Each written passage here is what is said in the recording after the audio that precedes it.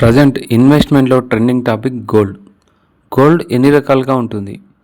24 carrots బంగారం 99.9% స్వచ్ఛమైన బంగారం కాయిన్స్ బార్లలో వాడతారు. 22K బంగారం 22 క్యారెట్స్ బంగారం 91.6 స్వచ్ఛత భారతీయ ఆభరణాలు ఎక్కువగా ఉపయోగిస్తారు. 18K బంగారం 18 క్యారెట్స్ బంగారం 75% స్వచ్ఛత ఉంటుంది. మగ్గం ఎక్కువ, ప్రీమియం జ్యువెలరీలో ఎక్కువగా యూజ్ చేస్తారు. 14 క్యారెట్స్ బంగారం వచ్చేసి 58.5% స్వచ్ఛత, డైలీ వేర్ ఆభరణాలకు బాగుంటుంది. 10K అంటే 10 క్యారెట్ల బంగారం వచ్చేసి 41.7% స్వచ్ఛత ఉంటుంది, బలంగా ఉంటుంది, తక్కువ ఖర్చు.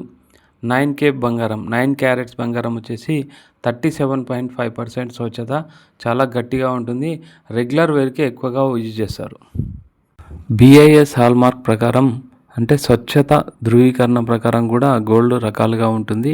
ముఖ్యంగా BIS అంటే బ్యూరో ఇండియన్ స్టాండర్డ్స్ ప్రకారం చూసుకుంటే 916 బంగారం అంటే 22 క్యారెట్స్ బంగారం అని, 750 బిస్ హాల్మార్క్ అంటే 18K బంగారం అని, 585 హాల్మార్క్ అంటే 14K బంగారం 14 క్యారెట్ల బంగారం, 41K హాల్మార్క్ అంటే 10 క్యారెట్ల బంగారంగా నిర్ణయిస్తడం జరుగుతుంది. సో ఇది హాల్మార్క్ కొనేటప్పుడు ఈ హాల్మార్క్ని అయితే చూసుకోవచ్చు. ఇన్వెస్ట్మెంట్ పరంగా చూసుకుంటే గోల్డ్ని కూడా చాలా రకాలుగా డివైడ్ చేయొచ్చు. ఫిజికల్ గోల్డ్ వచ్చేసి కాయిన్స్ కానీ, బార్స్ కానీ, ఆభరణాలు. అండ్ డిజిటల్ గోల్డ్స్ వచ్చేసి ఆన్లైన్ కొనుగోలు చేసే బంగారం. గోల్డ్ ETFలు వచ్చేసి స్టాక్ ఎక్స్చేంజ్లో ట్రేడ్ అవుతాయి.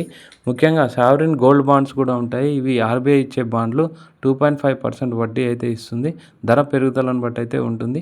And gold savings and schemes వచ్చేసి జ్యువెలరీ షాపు నెలసరి పథకాల ద్వారా కూడా కొన్ని స్కీమ్లు ఈ విధంగా గోల్డ్ అయితే కొనవచ్చు. వీటిని ఇన్వెస్ట్ పరంగా అయితే డివైడ్ చేయడం జరుగుతుంది. కలర్ పరంగా అంటే రంగు పరంగా కూడా గోల్డ్ని డివైడ్ చేయడం జరుగుతుంది. పసుపు బంగారం వచ్చేసి బంగారం ప్లస్ వెండి ప్లస్ రాగి మిశ్రమం ఉంటుంది. వైట్ గోల్డ్ వచ్చేసి బంగారం ప్లస్ పెల్లేడియం, నికెల్, పైకి అయితే రోడియం కోటింగ్ అయితే ఉంటుంది.